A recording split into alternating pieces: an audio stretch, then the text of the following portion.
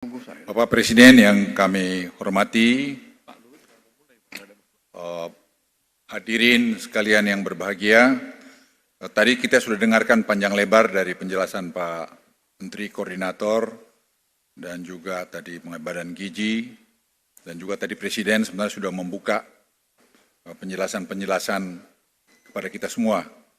Bapak Presiden, kami laporkan sejak Presiden memberikan instruksi kepada Dewan Ekonomi Nasional 1,5 bulan yang lalu, di mana waktu itu Presiden menginstruksikan untuk deregulasi, untuk menghadapi kemungkinan waktu itu tarif Amerika Serikat yang akan dikeluarkan oleh Presiden Trump.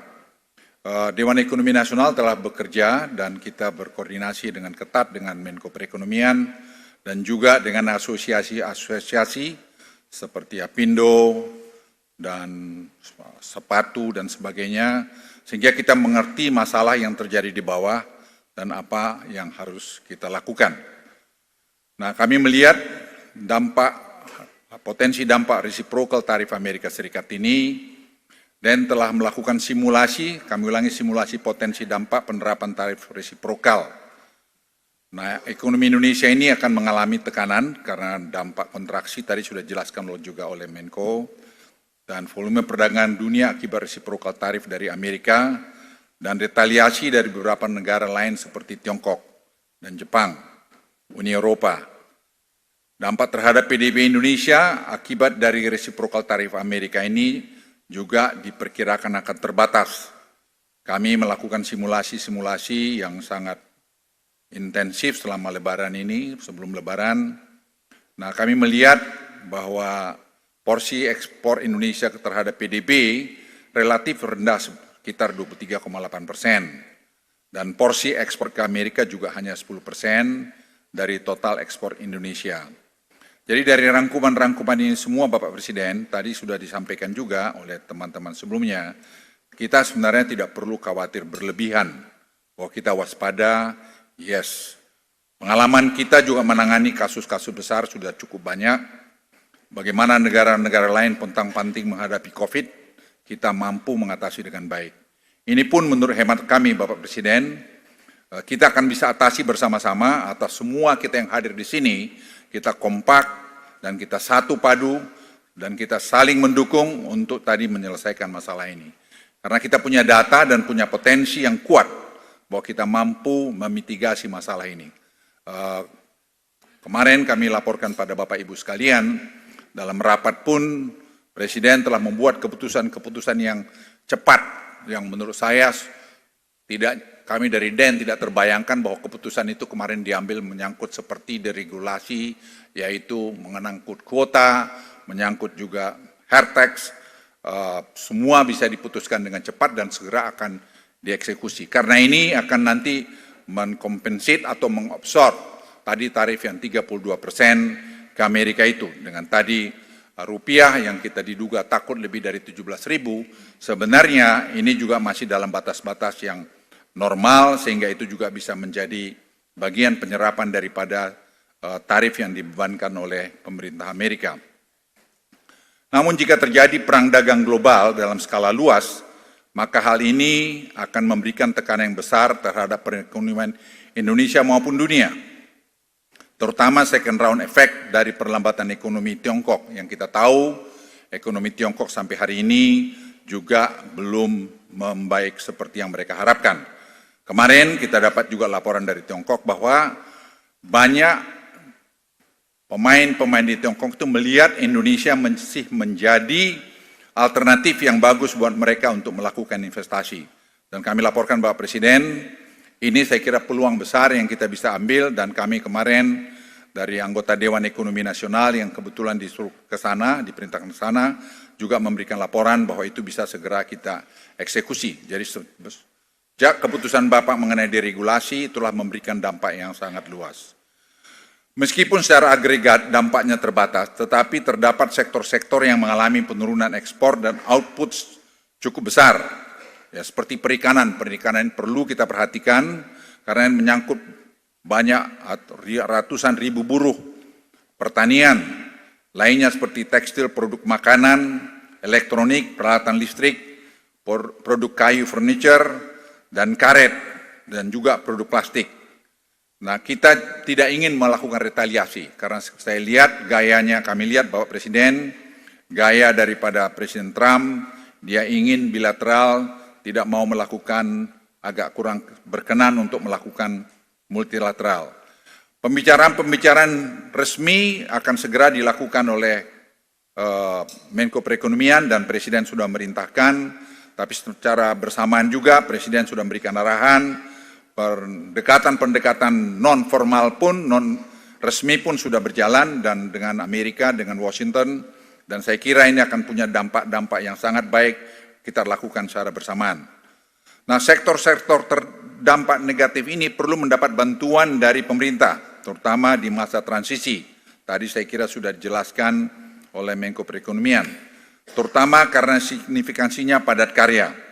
Namun ada juga hal-hal yang sudah kami juga mulai bicara, semikonduktor yang tadinya mau ke tetangga kita, mereka juga memilih untuk ke Indonesia. Jadi banyak sekali sebenarnya peluang-peluang yang kita bisa lakukan, tapi seperti yang dikatakan Presiden, kita semua harus mendukung, tidak memfabrikasi berita-berita yang belum tentu benar. Kita justru memfabrikasi berita-berita yang baik, yang positif mengenai negara kita. Karena kita sedang menghadapi situasi global. Ingat kembali bagaimana COVID dulu kita selesaikan karena kita semua kompak. Semua kompak dan semua mendengarkan arahan. Sekarang arahan Presiden sudah jelas. Saya berharap kita semua tidak ada yang ngarang-ngarang sana-sini. Kita harus patuh, taat dan melakukan itu semua dengan sebaik-baiknya. Karena semua basisnya data. Saya ulangi, basisnya data. Bapak Ibu sekalian, saya juga ingin melaporkan lebih lanjut, memang betul kami sudah juga meramalkan dan saya kira semua kita bisa tahu, rupiah dan pasar saham di Indonesia juga mengalami koreksi. Namun seperti yang kami laporkan pada Bapak Presiden kemarin, masih sejalan dengan yang terjadi di negara-negara lain. Karena itu kita tidak perlu ada yang panik, yang berlebihan dan menyikapi hal ini. Ini biasa dalam dinamika kehidupan. Saya melihat Presiden dengan tenang kemarin buat keputusan-keputusan dan saya sampaikan pada beliau, saya sampaikan memang inilah keputusan yang harus dibuat dan kami bangga juga bahwa keputusan dibuat dengan cepat dalam kondisi-kondisi seperti ini. Nasdaq juga turun hampir 2.000 poin dan sejak diumumkannya tarif 2 April. Dan ini saya kira penting dan kita ingat juga ini peluang buat kita semua untuk melakukan refleksi. Ingat pada tahun pemerintahan Pak Harto Inpres 1985 itu juga perlu diterbitkan waktu itu untuk menghadapi keadaan ekonomi yang perlu diselesaikan.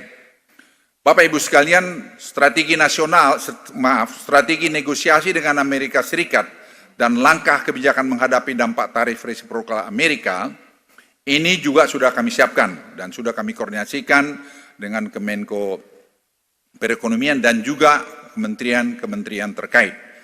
Indonesia dan juga asosiasi. Indonesia telah menyiapkan proposal untuk negosiasi tarif dengan Amerika. Proposal ini adalah proposal konkret yang dapat diimplementasikan dan menjawab keinginan permasalahan yang disampaikan oleh Amerika, terutama dengan USTR. Kita dengan USTR sudah banyak berbicara dan saya pikir kelihatan sudah mulai bentuknya. Dalam beberapa minggu ke depan, tadi saya sudah singgung, atau mungkin tanggal 17 ini, delegasi yang dipimpin oleh Menko Perekonomian akan bertemu dengan beberapa pejabat dari Amerika Serikat. Delegasi Indonesia terdiri dari Kemlu, Kemendak, dan juga dari Dewan Ekonomi Nasional. Dan tadi yang sudah dijelaskan oleh Menko Perekonomian, ada beberapa kebijakan yang akan diambil oleh pemerintah. Pemerintah akan menyiapkan kebijakan untuk membantu sektor-sektor yang terdampak akibat tarif resiprokal dari Amerika dan perang dagang ini terutama di sektor-sektor padat karya. Tadi kami sudah jelaskan dan itu sudah kita lihat secara rinci karena sudah kita dengarkan juga dari asosiasi-asosiasi kira-kira apa, karena kita perang bersama-sama, kita satu tim. Nah itu kita dengarkan dan kita tangkap bagaimana cara kita melawan keadaan seperti ini. Dan ini saya pikir kita sangat bangga bahwa teman-teman dari asosiasi memberikan masukan-masukan yang sangat konkret. Deregulasi untuk memotong ekonomi biaya tinggi sehingga membuat competitiveness dari produk-produk Indonesia di pasar internasional menjadi sangat baik. Dan ini saya kira sudah diputuskan oleh Presiden, dan pemerintah juga menyiapkan kebijakan counter cyclical untuk minimalkan dampak negatif perang dagang terhadap perekonomian domestik. Nah, dengan tadi deregulasi tadi, penyelesaian European Union SEPA yang selama ini belum selesaikan, saya kira akan segera terselesaikan, dan akibatnya market pasar kita di Eropa juga menjadi luas, sehingga market ke Amerika masih jalan, ke Eropa juga bisa jalan, dan juga dari BRICS kita masuk, dan kemudian Tiongkok juga masih membutuhkan kita. Saya kira kita bisa mengabsorb dampak tarif 32% yang diterapkan oleh Amerika. Dan juga melihat adanya reciprocal tarif dari Amerika ini sepenuhnya tidak negatif. Repositioning perdagangan global yang bisa menjadi peluang Indonesia untuk menarik investasi dari luar negeri, menjadikan Indonesia sebagai basis produksinya. Apalagi secara relatif tarif reciprocal kita relatif rendah dibandingkan banyak negara-negara ASEAN yang lain. Karena itu deregulasi untuk memotong ekonomi biaya tinggi itu menjadi sangat penting. Ini yang kami juga koordinasikan dengan teman-teman Menteri KL, pengalaman kami sebagai Menko Marves tidak gampang. Dan kami sarankan pada Presiden kemarin, itu kita Bapak Presiden buat top down. Kalau mulai dari bawah itu akan dipimpong kiri kanan. Jadi ini Presiden setuju dan kemarin diputuskan top down. Sehingga itu semua kita harus patuh terhadap keputusan itu. Momen ini juga saya ngajak teman-teman semua, kita melakukan refleksi untuk menyangkut masalah efisiensi. Inefisiensi yang selama ini begitu banyak di semua lini, ini kesempatan kita untuk melakukan refleksi dan melakukan reform pada ekonomi kita untuk menjadi ekonomi yang efisien, yang bisa bersaing dengan siapapun. Bapak Presiden dan teman-teman sekalian, ini tadi tanggapan dari masukan dari Dewan Ekonomi Nasional, dan Dewan Ekonomi Nasional besok Kamis juga sudah mulai melakukan Zoom ketiga dengan Amerika, dengan Washington terhadap beberapa hal. Sehingga nanti paralel resmi dengan Pak Menko Perekonomian jalan, kita juga melakukan tadi Zoom call yang kesekian kali. Dan ingat teman-teman sekalian, kadang-kadang kita tidak tahu bahwa Indonesia ini sakti juga. Kenapa saya katakan begitu? Karena tadi saya lapor Bapak Presiden, kita juga angkat isu-isu tertentu yang mereka ternyata merespons sangat positif. Dan mereka mengatakan, kalau Bapak Presiden kalian begini, kami akan begini. Dan saya laporkan Bapak Presiden, dan Presiden sedang menimbang itu semua, dan kalau itu terjadi, beliau sudah memberikan signal-signal yang saya pikir itu akan bisa membawa perubahan, justru reformasi ekonomi kita akan lebih bagus ke depan, dan positioning Indonesia makin kuat juga ke depan, karena hubungan kita dengan Cina sangat baik, dan hubungan kita juga dengan Amerika kita pelihara. Tadi seperti yang dijelaskan, posisi Indonesia bisa menggantikan banyak posisi-posisi lain. Hubungan kita juga dengan European Union bagus, dan kita kadang-kadang tidak tahu bahwa kita ini saya bilang sakti.